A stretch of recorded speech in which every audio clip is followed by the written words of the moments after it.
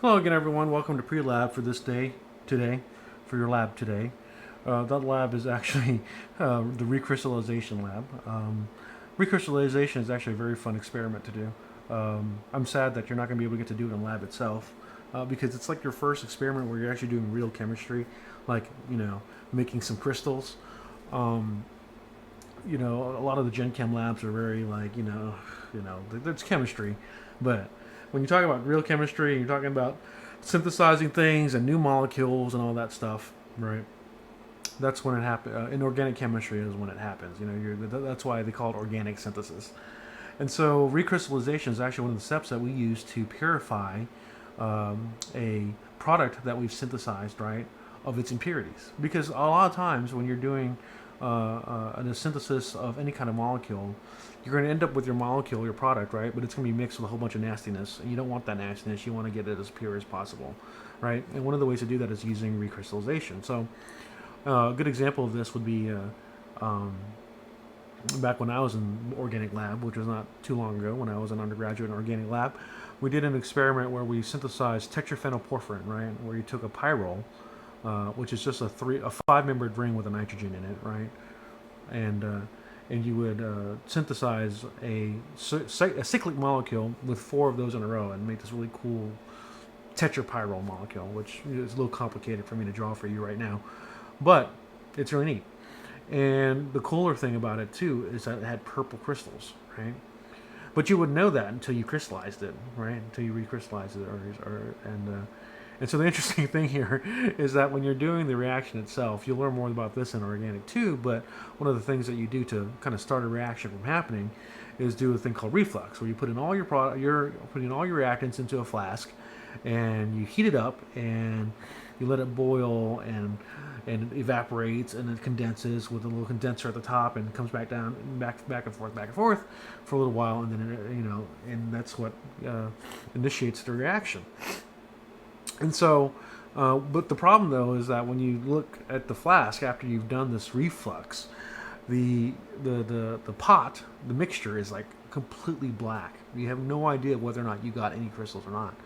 So generally, what you have to do is you have to, because everything's in there, you have to go through, and you'll learn this too in recrystallization lab today, where to make sure you got crystals, you got to take a flask, take a stir bar or a stir rod, a glass stir rod, and scratch the sides of the flask. And when you're in the actual lab doing this, I mean, and there's like 20 of you, and you're in there trying to get crystals to be made. I mean, everybody's just like digging into the sides of the flask, trying to get crystals to be made.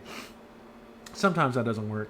You have to add in like seed crystals too, and so if you have a friend next to you who got crystals, you can take a little bit of theirs and throw it in there. But the point is, you need to create a nucleation site for crystallization to form, right? And so, you do that in my tetraphenylporphyrin lab I'm talking about. You would do that, and you wouldn't know if you got crystals or not until you purified it out or you filtered it out, right? Because the only way to get the crystals out of the solution is to filter it out, which is true of what you're doing today too, right?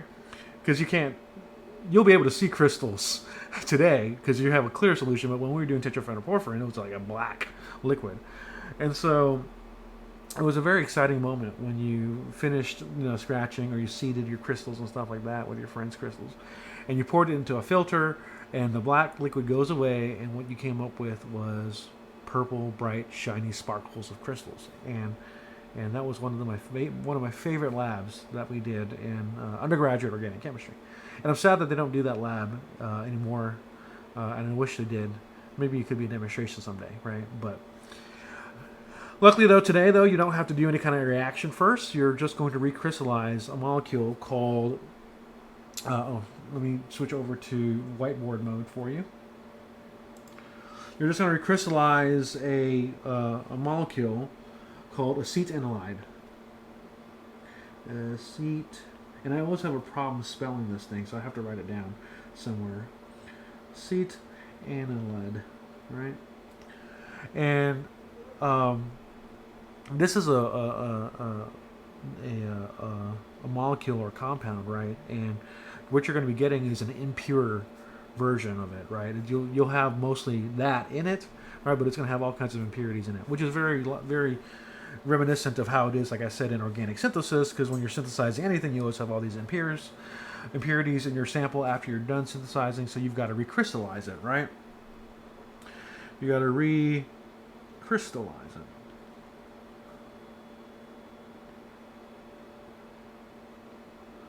Is what you're going to do to get yourself some pure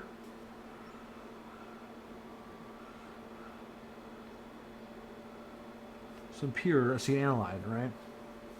So,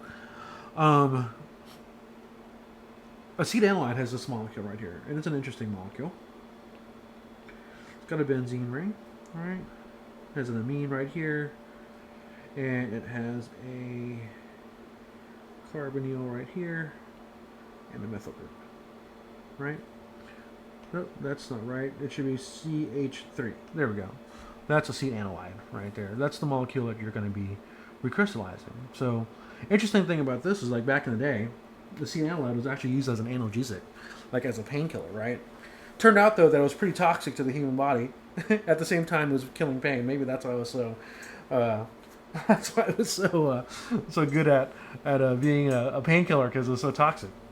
But it turned out, though, that after years and years of research, that the thing that was actually being the analgesic was that when you metabolize acetanilide in your body, it actually becomes this molecule here.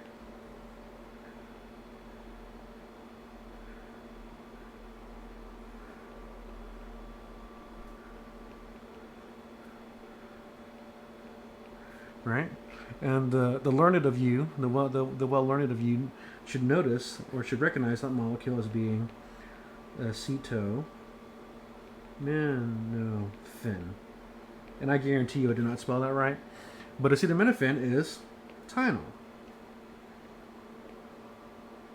That was actually what was causing all the pain relief, right? And it wasn't the actual acetanilide itself. So in your body, it actually metabolized to acetaminophen, Tylenol, and that was actually what was causing the analgesic effects, right? So these days, you don't have to take acetanilide anymore. They'll just give you, fully synthesized acetaminophen, so you don't have the toxic side effects from taking acetanilide, right? So, interesting thing though, right? In this lab, you're going to be doing a recrystallization of an impure sample of acetanilide, right? And so, to do that, you're going to have to use a solvent to dissolve these impure crystals. And the thing is, though, you have to choose the appropriate solvent to do this, right? Because what you want is a solvent where at room temperature, the acetaminophen, the acetanilide, right? Where the acetanilide doesn't dissolve, right? But all the impurities do dissolve, right?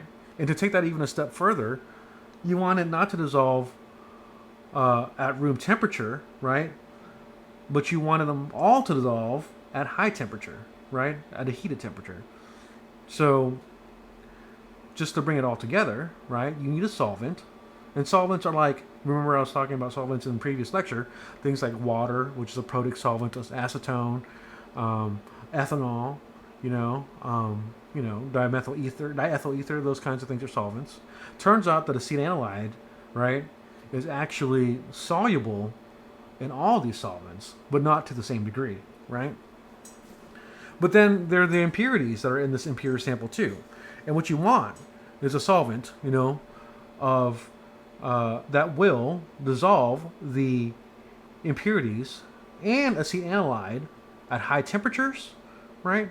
But will not dissolve acetanilide at room temperature, right?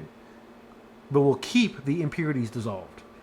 And what will happen then is that the impurities will stay dissolved in the solution, right? Whereas when the solvent cools down, your acetanilide will start to crystallize because it doesn't dissolve well in this particular solvent at room temperature, right? Which is great because once you do that, you'll see your crystals of acetanilide forming right at the bottom of the flask. Right, you see all these little crystals forming. And the way you know that it's the acetanilide is because it's going to be a very pure color, right? a different color will indicate a impure sample, right? But if it's all homogeneously one color that's like very pure and clean looking, like clear white, there we go, right?